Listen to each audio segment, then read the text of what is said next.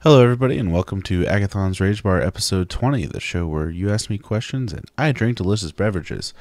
I have bad news. This is the second recording of this episode. Since I had been on the Blizzmaster show this last week and I had taken my microphone and my computer, then switched my usual mic settings to another mic, and I did the entire show getting picked up on a different mic. I was gonna try to just boost the sound in post production, but it didn't work. It was awful. So this episode might be a little shorter, just because I don't know if I want to say all that stuff again. Lay sigh. Anyways, just to be talking a little bit about World of Warcraft today. Got a couple questions. I want to talk about Pay-for-90s also. The beer of the week is again Jack's Abbey Brewery out in Boston. This is the Smoke and Dagger Black Lager. And as you can tell, it's delicious. I did the other one where I poured it and drank it and talk about how awesome it is. All you really need to know is look how much I drank at a show. I usually only kind of sip, but I was taking gulps. This stuff is so good. I take another one. It's very, very chocolatey with hints of coffee flavor. Very well smoked. This is just maybe one of the best beers I've ever had ever. Wait a long time to try it. Finally get to drink it this week. So, no, without further ado, let's move on to some questions. Question 1 is, how do I motivate people to keep clearing those boring bosses so we can continue progress? From Fetsy.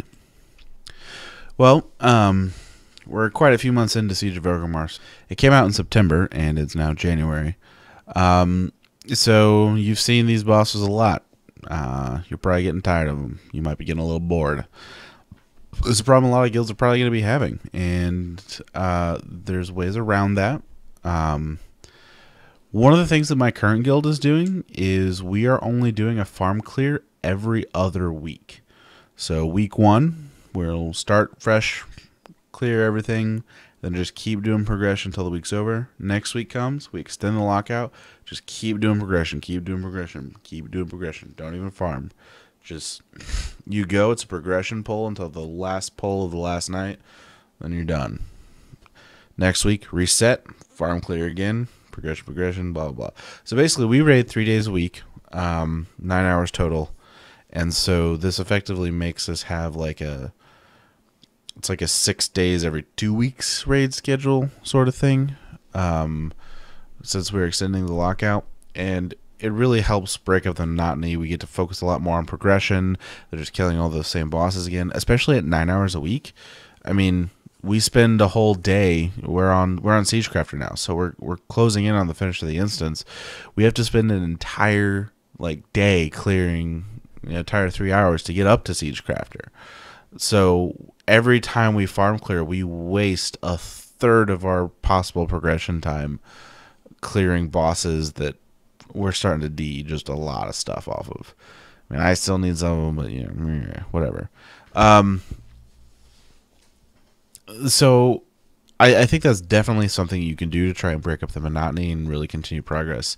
One of the problems guilds may have at this point is people just not showing up because they're just bored. They're like, whatever, it's a farm night, I don't need to be there.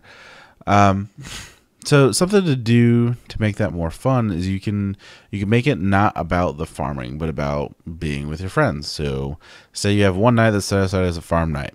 It's drinking night.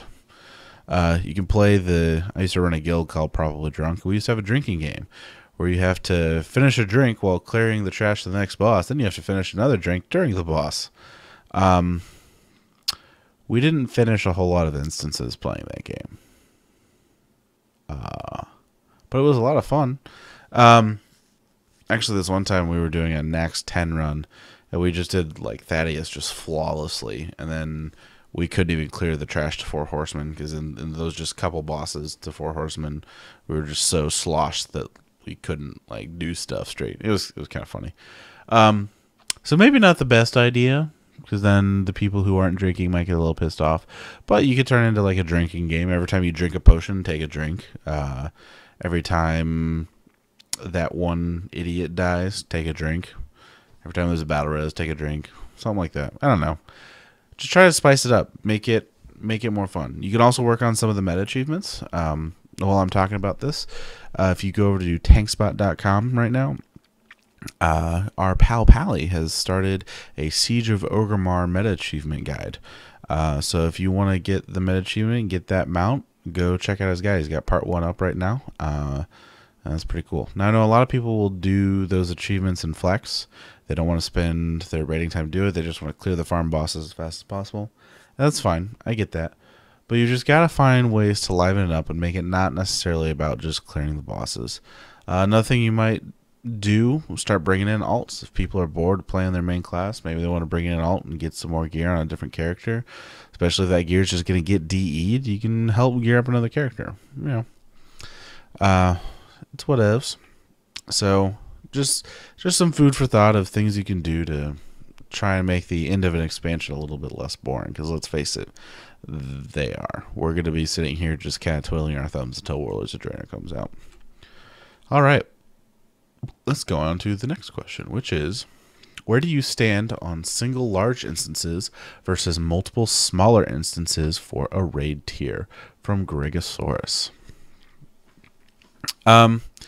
So what are you talking about? Single large instance would be like Siege of Orgrimmar, where it's just 14 bosses jam-packed into one instance. Small instances would be like Tier 14, where you had Mogoshan Vaults first, then you had Heart of Fear, then you had Terracefield Spring. Tier 11 was like that also, where you had Bastion of Twilight, Blackwing Descent, and Throne of Four Winds. Which, by the way, Heroic Tadman, Throne of Four Winds, worst instance ever.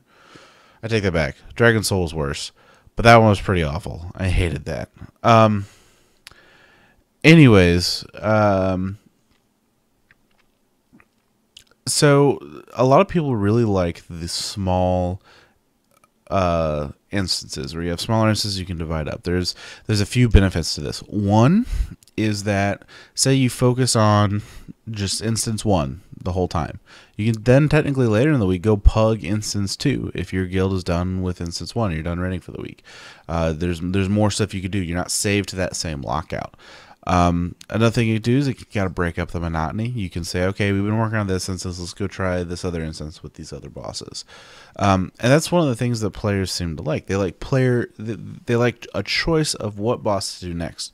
So like in Uldor, where there were 4 bosses you could do next after the crazy cat lady. Actually, technically, you could even skip her and like just make sure you didn't accidentally aggro her, and you could go do Hodir and Thorum and Freya and Mimron, and you could pick which order you wanted to do those in. Didn't matter. And a lot of players really like that. They said, oh, we want to go work on this instead of that, or our guild is better at this, so we want to go work on this boss instead. And I get why a lot of raiders like that. As a raid leader, I fucking hate that. Really, I do. I'm the kind of guy that likes solving problems. I don't want to think about, okay, well, what if we do this next? What if we go do this boss next, and then this boss next? Well, this person needs this off this boss, because everyone is going to have a different opinion of what boss they want next. They say, oh, well, I need my staff off this, or I need this trinket off this boss, and blah, blah, blah, blah, blah. Oh, that stuff drives me crazy. I don't want to deal with it. I just want to go to the next problem, and I want to solve it. Blizzard, put the next problem in front of me. All right, we're going to solve this problem. All right, next problem. All right, we're going to solve this one now. I really much prefer that style. I honestly like being railroaded in raid instances. But, that's just me. One of the things to also consider is sort of what they feel like. I don't really like the 3 or 4 boss instance. It feels kind of cheap, like you're just kind of bashing in some guy's door and then knocking him over the head. I really like the large instance, the feel of escape, like a cityscape, or you know, or this big, huge dungeon that you're crawling through. These Titan architectures like Ulduar. I really love like the whole storyline behind Siege of Orgrimmar, where you're going through and you start off in Pandaria, and then you go, get your corruption cleansed or whatever. Then you port over to Orgrimmar, and then you start storming the beaches. And then you gotta, defeat the guy standing in front of Orgrimmar. Then you gotta kill some guys inside Orgrimmar. Then you go down, and Jill Nazgrim's standing there in front of the gate to the secret area. You're like, oh, that hasn't been here. So then you gotta kill General Nazgrim.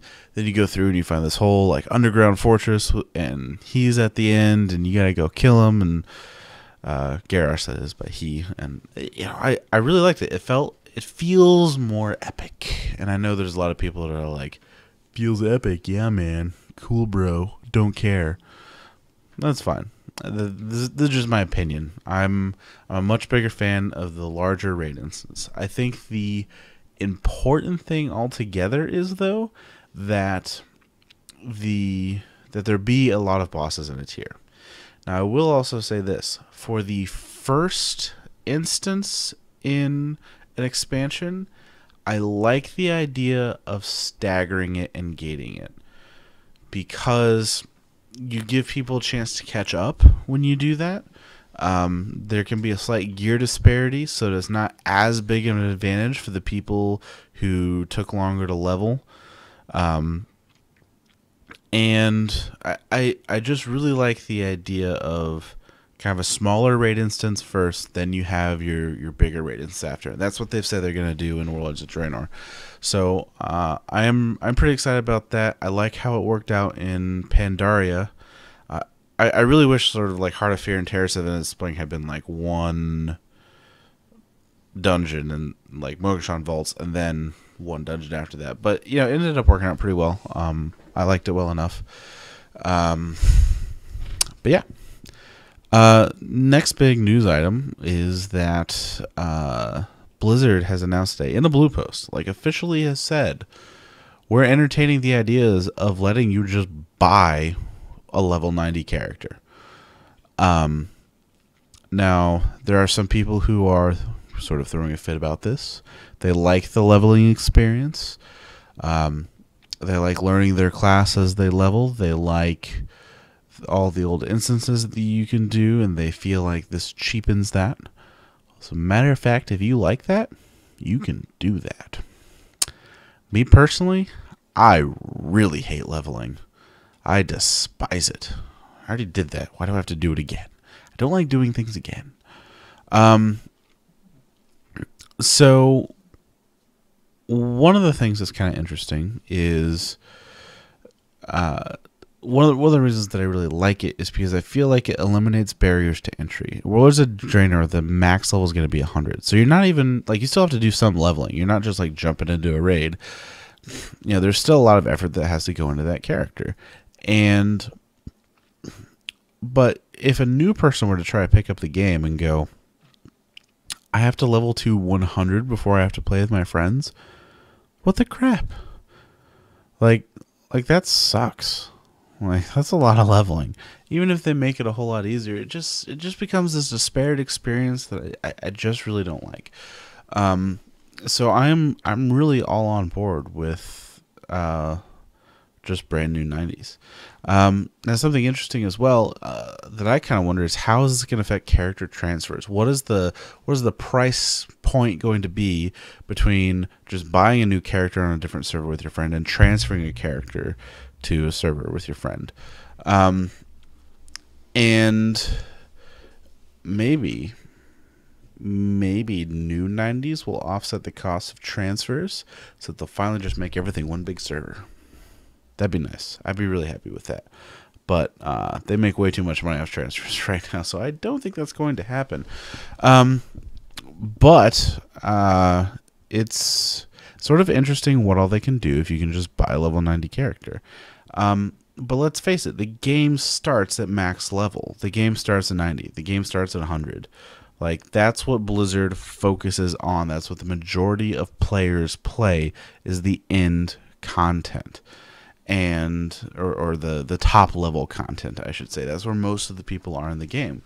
I really feel like the game starts at max level. And at the point in time where you just put this needless grind in front of people, where they don't really get to play with their friends, they don't really get to do what they want to do in the World of Warcraft, that's a problem. Now, this doesn't eliminate 1 through 89. If you like that leveling experience, you can still do that. Go for it. If you don't want to pay the money, yeah, level a character. You got this whole new heirloom system for it. Go for it, man. So I really just don't have a problem at all with the level 90 situation. So anyways, like I said, this I don't know how long I've recorded, but this is probably a little bit shorter than usual. So yeah, keep sending me questions. You can tweet them to me at Aggathon, or you can make a username on TankSpot and send a message to the username Aggathon. Ask me about any game. Ask me about Hearthstone. I actually had talked about Hearthstone a lot, and now I don't really feel like talking about it again. So maybe I'll do a Hearthstone episode next week. Sort of my views on Hearthstone, what I think they're doing right, what I think they're doing wrong. Anyways, keep sending me your questions, and I will see you all next week.